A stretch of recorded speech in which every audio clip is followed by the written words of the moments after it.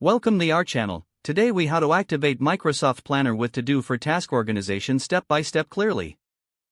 To activate Microsoft Planner with To-Do for task organization, start by opening your web browser. Navigate to the Microsoft Planner website. Sign in with your Microsoft account credentials. Once logged in, you'll be directed to your Planner dashboard.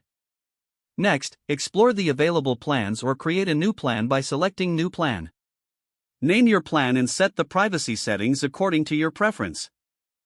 After your plan is created, familiarize yourself with the layout, including buckets and tasks. To integrate Microsoft To-Do, open a new tab and go to the To-Do website. Sign in using the same Microsoft account as before. On the To-Do homepage, locate the My Day section. Now, you will want to link your planner tasks with To-Do. Return to your Planner app. Select a task you want to include in To-Do.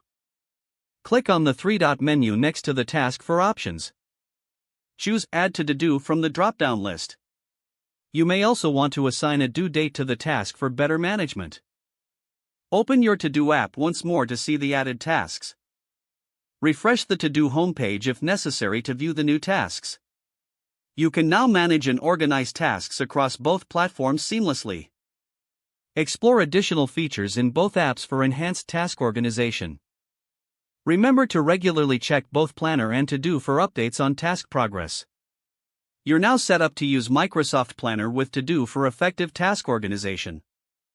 If the page does not load, refresh the browser or try again in a private or incognito window. Make sure you are using the correct email address, then retype it carefully to avoid small typos.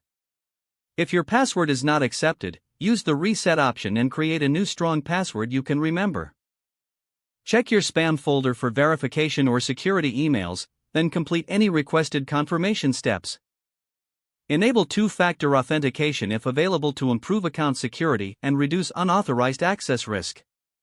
After signing in, review your profile details so your contact information and settings are accurate and current. If you see an error message, note it down and try again after restarting your device and internet connection. Don't forget to like this video and subscribe to our channel for more step-by-step tech guides.